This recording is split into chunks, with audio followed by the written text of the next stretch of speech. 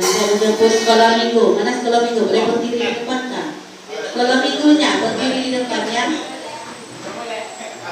Sekolah minggu dan malam-malam di depan sekolah minggu semua. Kita memuji Tuhan. Jangan malu yang segan.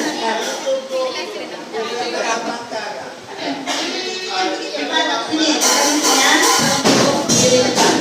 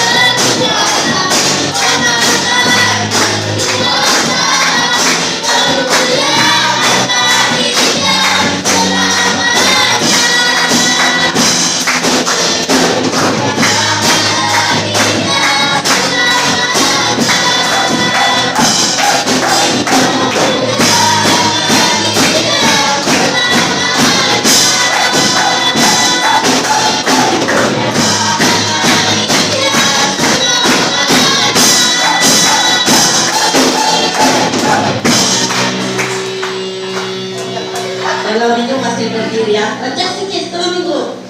Mana semangat kamu kalau di luar lari-lari kamu? Di dalam enggak? Oke, kalau minggu baca sih kita. Kamu mau gitu nak? Kita akan ujian lagi yuk. Anak dosen.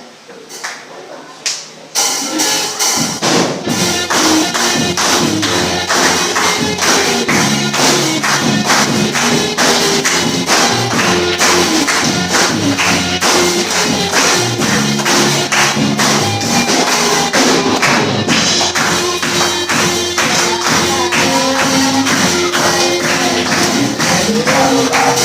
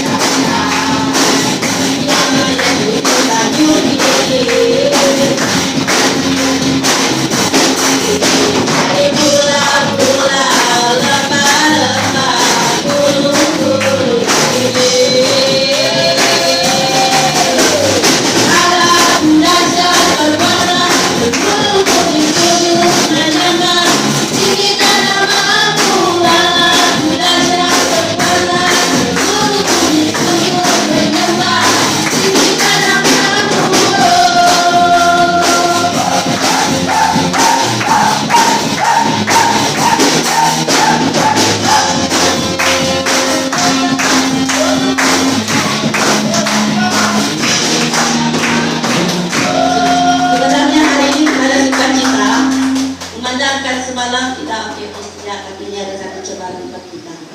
Kalau kita lemah semangat berarti kita tidak boleh menyanyikan pujian. Amin. Oke, silakan menyanyi sekali lagi. Yang penting memuji Tuhan. Lompat-lompat ya.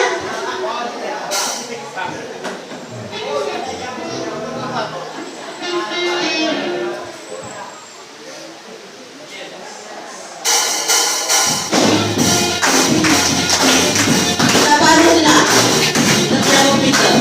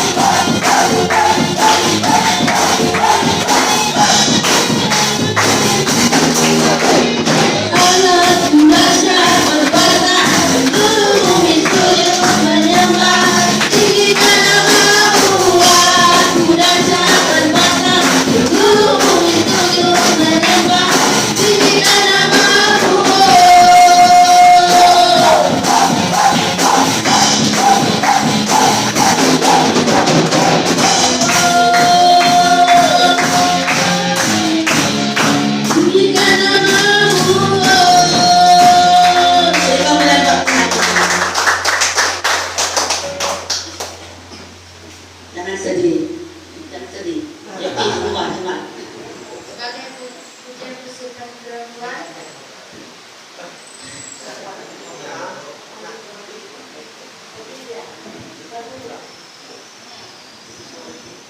Sebagai pujian kesukaan Tuhan, firman Tuhan, waktu Tuhan dan persembahan dijalankan. Mari silakan.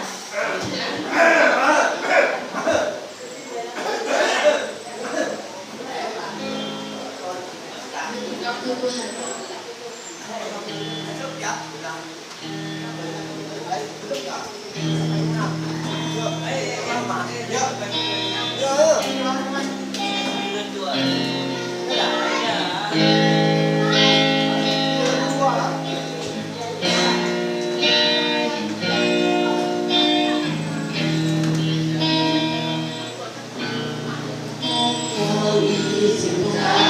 Sesuatu terjadi, dipercaya semua untuk kebaikanmu. Telah dibawamu, ku percaya memulihkan hidup.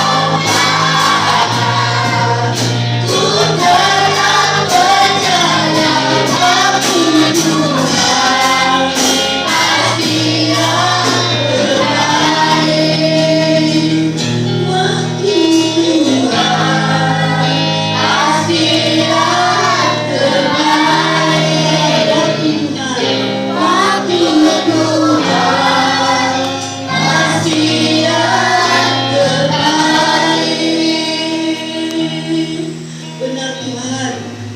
Waktu Amen. Silakan duduk. Saya bersyukur pada hari ini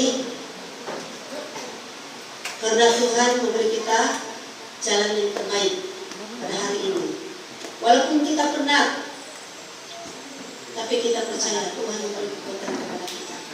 Walaupun mungkin kita tengok sedihnya hari ini kurang orang. Kita tidak tahu apa mereka punya rencana hari ini, tapi kita percaya Tuhan bersama-sama dengan mereka. Amin. Seperti mana Tuhan memberkati menyertai kita pada hari ini. Jadi sebagai dasar perlindungan firman Tuhan kita pada pagi ini, mari kita melihat di dalam Nehemia pasal 2 ayat 17 hingga ayat yang ke-20. Dalam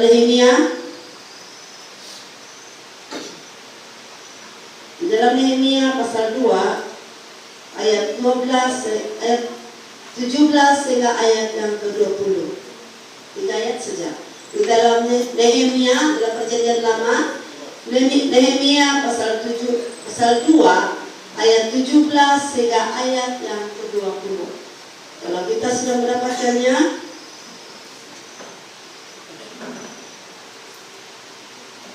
tajuk firman Tuhan ini adalah tekad untuk membangun kembali tembok Yerusalem. Ayat yang ke-17, kita lihat sama-sama.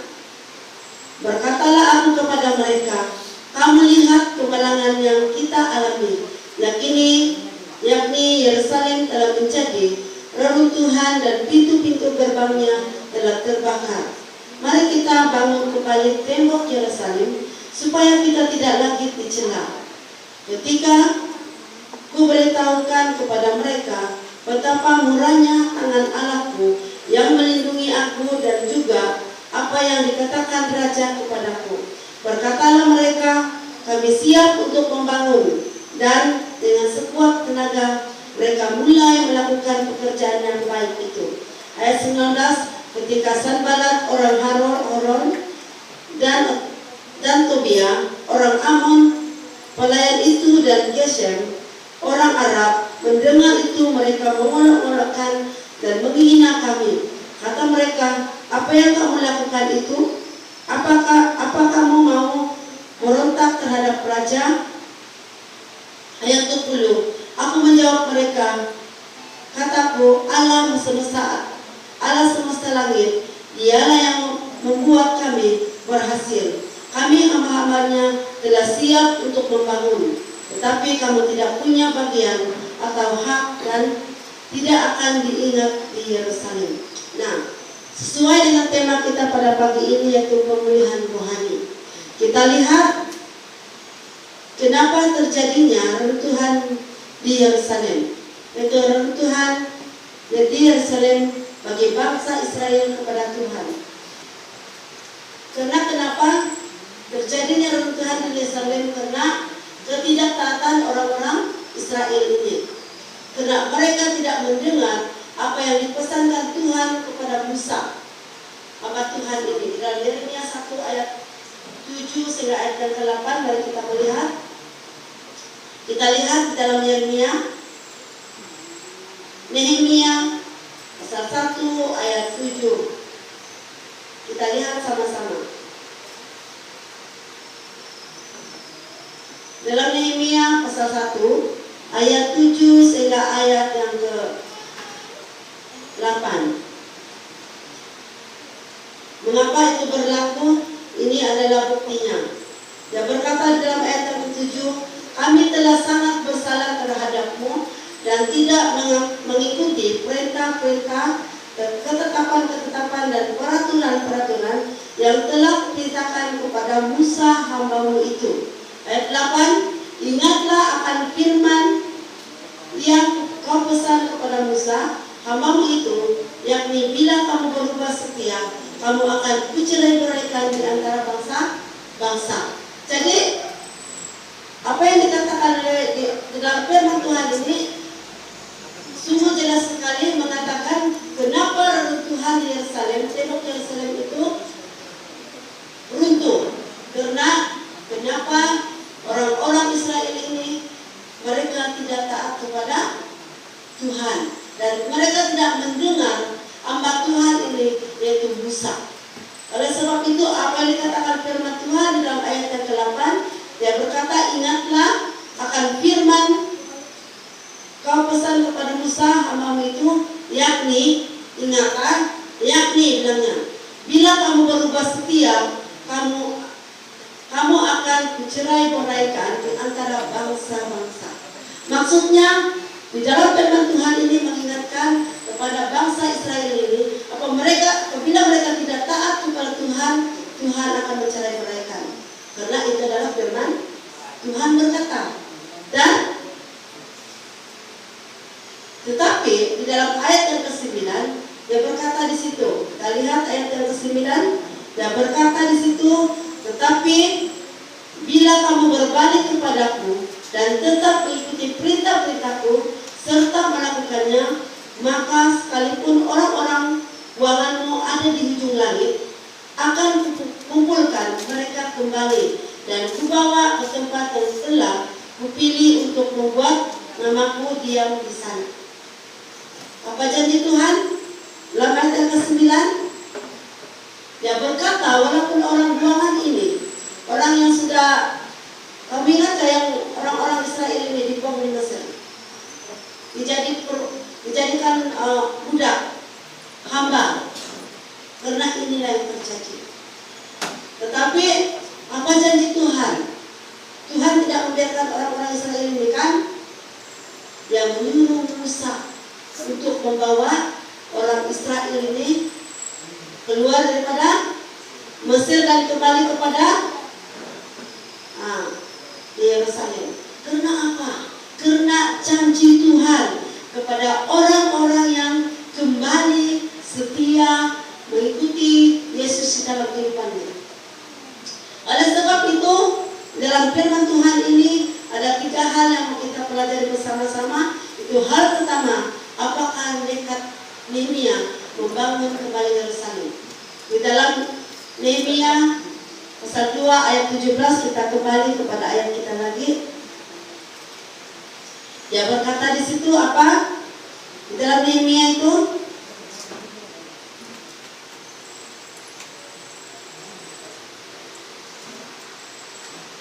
di dalam ayat yang ke-17, dia berkata apa?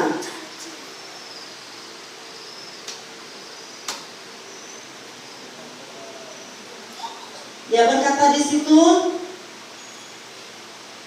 kamu lihat, dia bilang kan, kamu lihat kemenangan yang kita alami, yakni Yerusalem telah menjadi reruntuhan dan pintu-pintu gerbangnya telah terbakar. Mari kita bangun kembali tembok Yerusalem supaya kita tidak lagi dicela. Nah, oleh sebab itu kenapa nekat Nehemia ini mau kembali membangun Yerusalem ini? Karena dia tidak mau orang-orang Israel ini diperbudakan lagi. Tidak mau orang-orang Israel ini lagi ditindas. Dia tidak mau lagi orang-orang Israel ini menjadi hamba orang-orang Mesir. Oleh sebab itu Nehemia berkata, marilah kita bangun kembali tembok Yerusalem. Nah, dan apa yang dikatakan di situ? Dia melihat betapa murahnya tangan Tuhan Allah yang melindungi Nehemia dan orang-orang Israel ini. Kita lihat, dia berkata di dalam ayat yang ke-18, apa yang dia katakan di situ?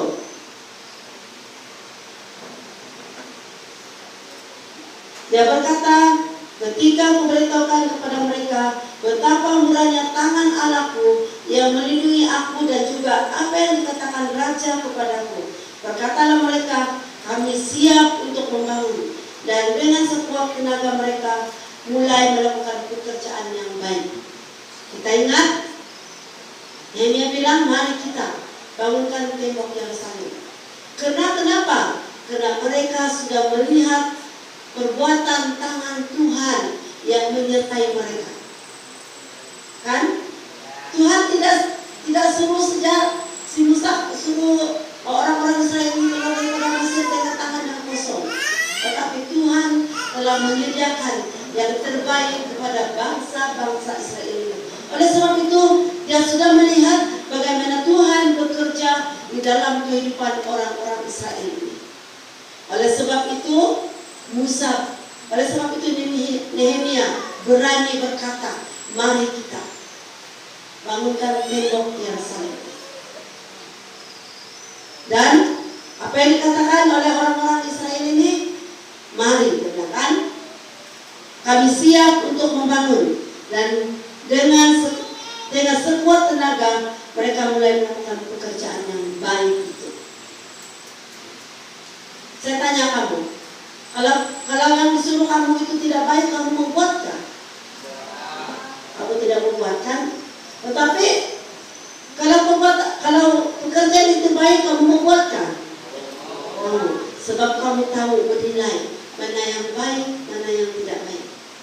Oleh sebab itu Nehemia juga membawa bangsa Israel ini untuk membangun tembok Yerusalem, karena dia tahu bahwa perkara itu adalah perkara yang apa?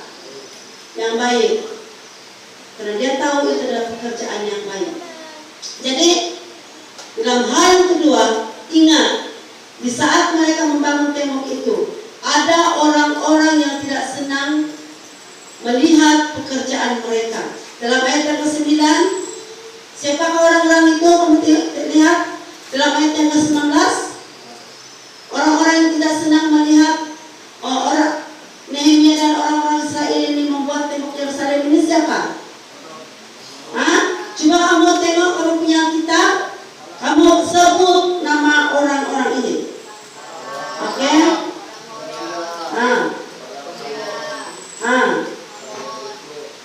Oke. Oke. Ini adalah orang-orang yang tidak senang melihat pekerjaan Nehemia dan orang-orang Israel. Karena mereka berkata, kamu tidak takut dengan raja. Dia bilang, apa yang dia cakap? Mereka tidak takut. Bukan mereka tidak menghormati raja, tetapi mereka percaya bahwa apa yang mereka lakukan itu, apa yang mereka kerjakan itu adalah sesuatu yang baik, tidak bertentangan dengan raja. Contohnya, kalau kita buat gereja, raja kita marah kan? Dia tidak marah. Demikian tidak dengan tembok Yerusalem ini. Tetapi mereka mengolok-olok orang-orang Israel ini. Kan? Kamu lihat di situ dia berkata apa? Mengolok-olok dan menghina orang-orang Israel ini. Tetapi mereka tidak menindakkan semua olokan mereka itu, karena mereka tahu bahwa apa yang mereka lakukan itu adalah bukan bertentangan dengan perintah raja dan perintah Tuhan. Oleh sebab itu, akan tetapi dalam ayat yang ke-20 dia berkata, aku menjawab mereka, kataku, Allah semesta langit, Dialah yang membuat kami berhasil. Kami hamba-hambanya telah siap untuk membangun, tetapi kamu tidak punya bagian atau hak dan tidak akan diingat di Yerusalem. Siapa yang dikatakannya itu? Orang-orang ini, orang-orang yang mengolok, orang-orang yang menghina ini, mereka tidak akan mendapat apa? Mereka tidak akan diingat di Yerusalem. Nah, oleh sebab itu Allah tetap membuat kita berhasil. Allah tetap membuat orang-orang Israel ini berhasil. Karena kenapa? Tuhan sudah menjanjikan yang terbaik bagi Nehemia dan bangsa-bangsa Israel itu. Demikian juga Dia telah menjanjikan suatu perkara yang baik untuk kita. Oleh sebab itu di dalam hal yang ketiga, pemulihan rohani. Bila pemulihan rohani itu terjadi, bila masanya? Bila masanya? Bila kita menerima Tuhan Yesus, kan? Bila kita menerima Tuhan Yesus, ada pemulihan rohani terjadi dalam kehidupan kita. Ketika kita menghadapi berbagai masalah, mengakibatkan iman kita mulai tidak akan goyah. Nah, kita terpercaya bahwa bangsa Israel ini Nehemia menghadapi berbagai masalah di dalam mereka membangun tembok Yerusalem. Demikian juga dengan iman kita. Kita menghadapi berbagai masalah di dalam kehidupan kita, sehingga iman kita mulai goyah. Tapi keberhasilan hidup adalah apabila kita tetap mengandalkan Tuhan. Dalam ayat yang kedua 20 tadi kan, kamu ingat itu ayat 20 dalam Nehemia 2 ayat yang ke-20 itu. Kamu ingat apa yang dia katakan di situ? Kamu akan